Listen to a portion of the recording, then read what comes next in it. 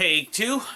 Kyle here from All Media Reviews, here to do an early review of the new album, the upcoming album, now should be released when this video comes out, from Circe and Christian Nesmith, who are a couple who have also played, obviously, with the Monkees, Christian Nesmith being the first son of, and a musician himself, of Michael Nesmith, and he's played with, like, he worked with King's X, the late Michael Sherwood, Billy Sherwood of Yes's brother, and they put out an album. I mean, they put out other collaborations that have covers, including Kevin Gilbert, Yes, the Beatles, I'm trying to think, Crosby, Stills and Nash and Young, a lot of other cool covers they've done.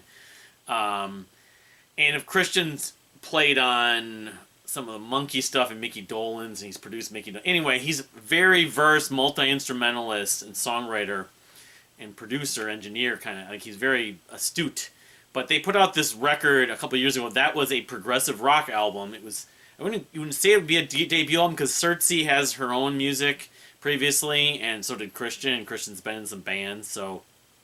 But this came out in 2021, it's called Cosmologica, and it was a really, like, a breath of fresh air, but it's a good progressive rock album that, you know, I guess you could say you could hear the influences for sure. They're not pretending to be, like, inventing a lot of wheels here, but the songwriting was still good. I heard a lot of Yes and, like, Rush influence especially, and then Porcupine Tree. There was a little modern edge to some of it. So this new album is called Arcana, from Circe and Christian Nesmith. I don't know if it was Circe's name. Yeah, it was. So it's a continuation, really, of Cosmologica. It's very much, you know, I'm going to be getting I pre-ordered it, so they sent me a download, Circe personally did, of it like a week ago. And it actually was originally supposed to come out, I want to say 1st of July, and then got pushed back to 1st of August, and now it's 1st of September. So it's finally coming out. But my CD will come in the mail, hopefully not that far from now. It consists of, I believe it's only five tracks, because it's prog rock. It's progressive rock. I'll just go over that as quickly as possible. The first track they did a video for, like, 2 weeks ago, called The Tower, 11 minutes and 38 seconds. The second track's called The Magician, 11 minutes and 16 seconds. The third track is called The Fool, so it's the. Could have be called The Arcana, I suppose. The Fool is 8 minutes and 29 seconds. The fourth track, The Hanged Man, is, let's see what I had it down here, 9 minutes and 58 seconds. And then the fifth and final track is The Chariot, 15 minutes and 41 seconds. So the long epic, like I talked about with the SJS album, you have the longest track last, but I mean, it's not, they're not intentionally do that, just the sequence of the tracks. So getting into the tracks, getting into the music, the tracks. The Tower, like I said, there's a video for it they did. You know, Circe is the vocalist, and Christian plays most of the instruments.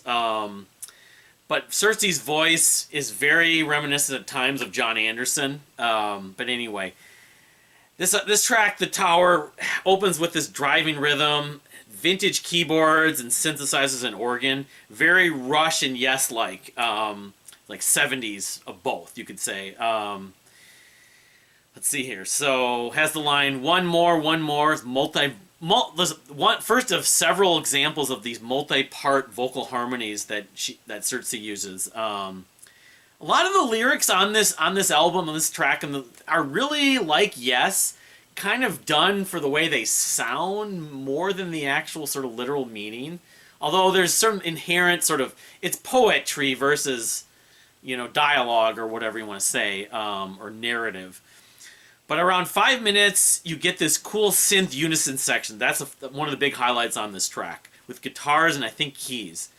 Eventually, the tempo slows and transitions to some acoustic guitar. There's a lot of, like, electric guitar, keyboard, synths, and then acoustic guitar passages. The quote, "Strange, it was every day you live, change, ever waiting, like a gift." She mentions the word cataclysm in every smile, which is kind of like a contradiction in terms. I climbed the tower. How could I known it would go so high? She hangs up that word. She has a lot of like lines where she hangs out the last word, that so high kind of goes up in major keys. So climb the tower, yet with its power you become nothing. Then you get a fat synth section that's very like Rick Wakeman like, or a lot of modern prog using that retro sound, like White Willow reminds me. There's like fat synths are actually, I wrote down later because they used this multiple times. It's fat, but more so kind of like whistle sounding. Woo, you know, a lot of like the prog rock, the neo-prog, retro prog from the 90s on love to use that vintagey, almost sounds like Genesis' Stagnation, that bubbly kind of whistly, you know. I really love that tone. Although I guess it can be overused, but I don't find it's overused on this record, really.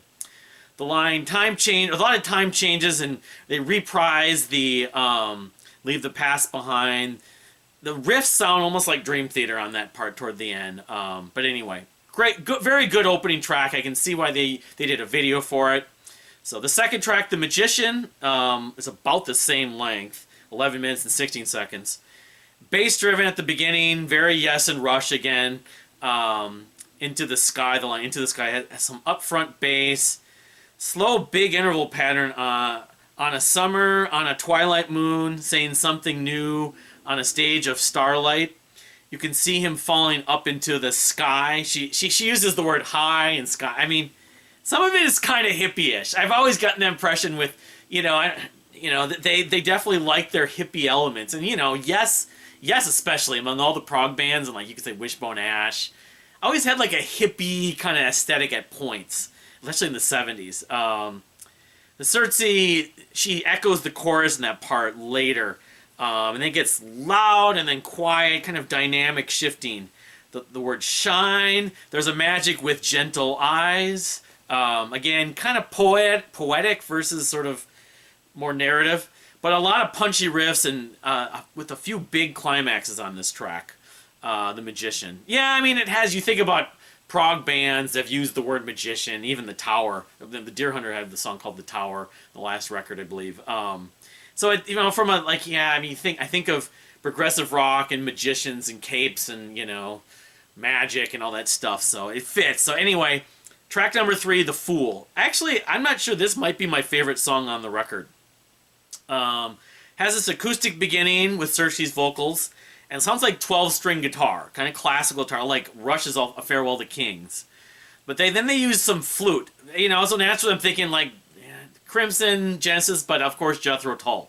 Then they have this driving rhythm on it, guitar. That life is cruel. We all must play the fool. Although I can't really impersonate Circe the way that it sounds on the record, but some dreamy chants come in among this like sort of dark gothic medieval sounding thing. It sounds like Renaissance kind of music or Renaissance festival. Like, I wouldn't call it like, it's not metal and it's not like devil satanic worship dark. I just mean in sort of like gothic and medieval. Yeah, it sounds like when we used to listen to Jethro Tull when we go to Renaissance Fest, my friend John and I. So I kind of caught that in mind. I'm thinking of 70s Tull especially.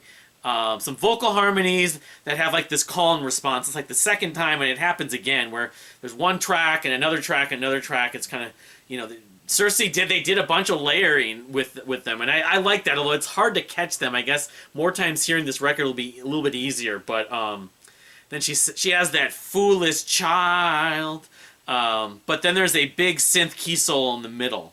Around 4.5 minutes, 4:34, I think maybe specifically. Sounds like mandolin. And it's driven. This whole section's driven by acoustic instrumentation. And the line, "Oh, what clown." I mean, there's a few lyrics on this. I didn't catch all of them, but "Oh, what clown upside down." I think that's what she says, and then goes, "Oh, with your frown turned around." There's a line in a Cheers episode where Norm goes, "Oh, turn that frown upside down." I thought of that immediately. The frown turn around and you'll get by. I mean, the Fool is, it's someone who's acting foolish. I mean, I know the Warpaint, of course, has the album called The Fool, but then, let's see here. So, she says that line. There's a few other parts to that whole verse. with that frown turned upside down or turned around, you'll get by. You get by, and then you hear a harpsichord. Like harpsichord's layered over some more of the vocals, and then just on its own. Although it's not like prominent, it's sort of a texture, like a background or side texture. But after hearing it a few times, like, oh, that's some harpsichord they're using there. Very playful, this track in the second half, with the guitars and the keys and the rhythm. Very happy. The line, I'm tripping over, I'm tripping over. I'm over the edge of the world. So yeah, again, it's very much of a natural high kind of happy, you know, it's dynamic but happy. I mean, this is definitely a fun, uplifting track. I guess I'm not saying that, you know, it can't get a little bit, I'd say superficial. There's at points when you're amongst like jam band culture and people that like the hippie kind of cult like mentality. At some point they seem a little too happy. Like they're not as grounded in like sort of the reality of every situation, but I don't really fault this particular piece and the way, you know, capturing that sort of uplifting feeling that you get. So anyway, that's track 3. Track 4, The Hanged Man. You know, I've listened to this a few times and I keep on thinking it sounds a little bit like something that Renaissance would do. I mean, again, Circe sounds like Johnny Anderson, but she sounds at times a little bit like Annie. I mean, I love Annie Haslam. She's my favorite female singer. While I really like Circe as a singer, I don't like her as much as Annie Haslam. But I'm getting kind of a little bit of a Renaissance, 70s Renaissance vibe from some of this track, specifically The Hanged Man. Thinking of Jekyll and Hyde a little bit, but it opens with these keys. It's 9 minutes and 58 seconds. It's opened with keys and Circe's vocals. Are you the hanged man? And then she mentions being sacrificed in the upside down. So naturally, I hear the term upside down in the lyric. Think of Stranger Things. Although I'm sure that was used way before Stranger Things, but maybe that's where she came up, or you know, where she or Christian came up with the lyric. But she has the phrase, "Are you the hanged man?" Taking 2 steps backwards and then forward once again.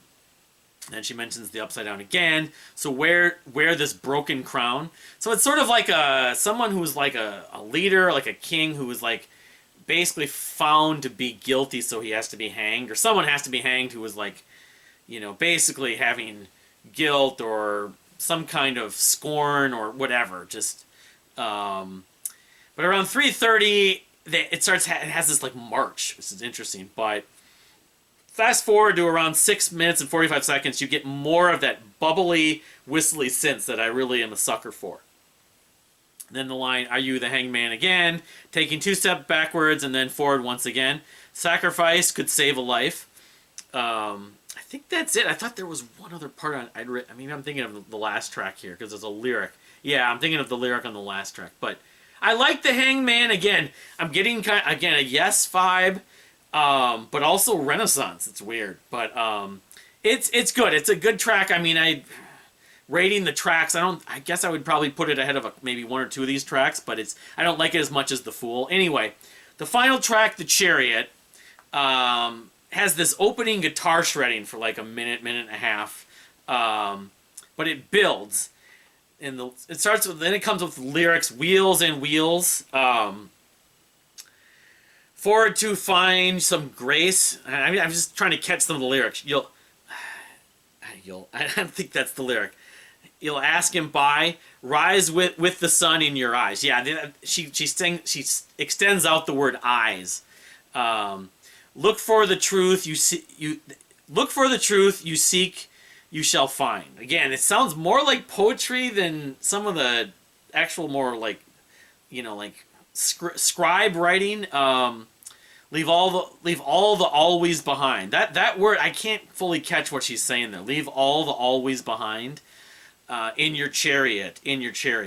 And this whole phrase, that's like, rise with the sun in your eyes, look for the truth you seek, you shall find, leave all the always behind. It's repeated multiple times in this track. And this track is 15 minutes and 41 seconds, so it's an epic, you know, whatever. So there's different parts to it. So one of the lines is, "Run fast to see the light." Another one, "You tried to listen to music in madness." I'm not sure but she says that it's like in a triplet. "Are you running from the?" It's like there's like a pause between each word or phrase there, syllable. Are you running? Are you running from the... but I didn't catch all of it. Can you come out and see the sky?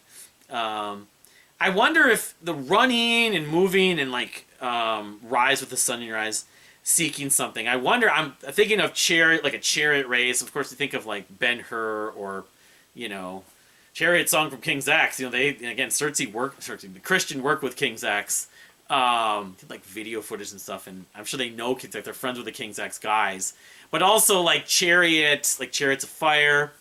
The word chariot, I think of like, you know, like a race on a like an actual chariot, and you know, with horses in front of them.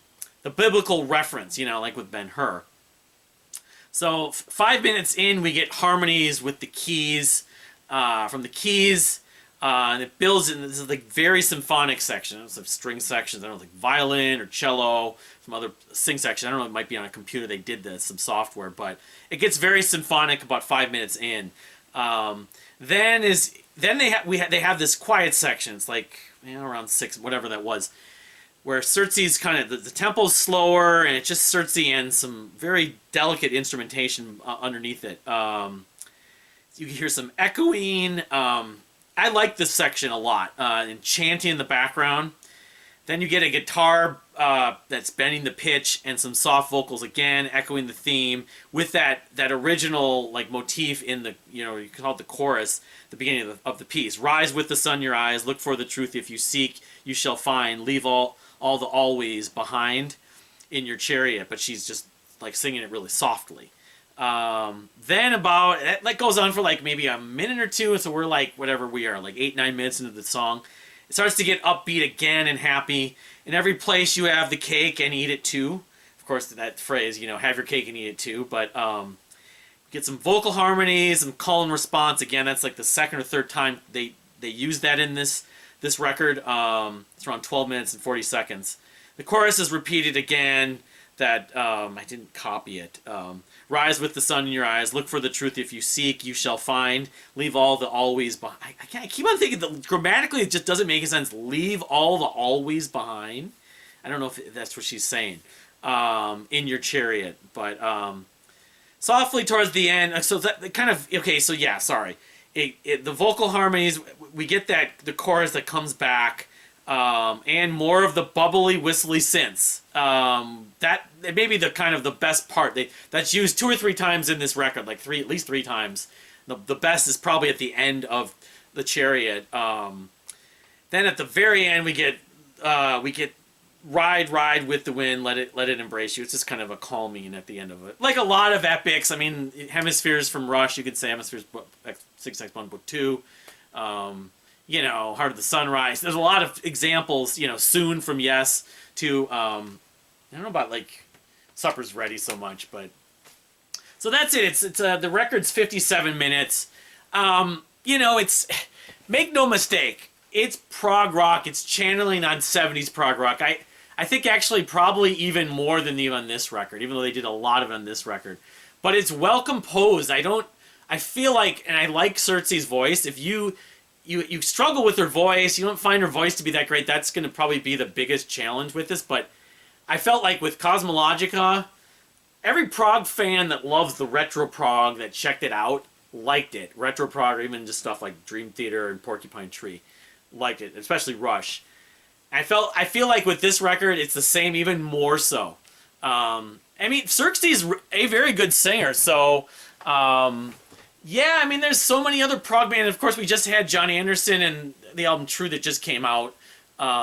Mir, the album is less so in this vein, although I guess it channels a little bit of the 70s prog. But again, make no mistake, Circe, Link, and Christian Nesmith on Arcana here are basically, yeah, they're basically writing a progressive rock album that's channeling, you know, the 70s with, you know, modern production, but having vintage kind of textures.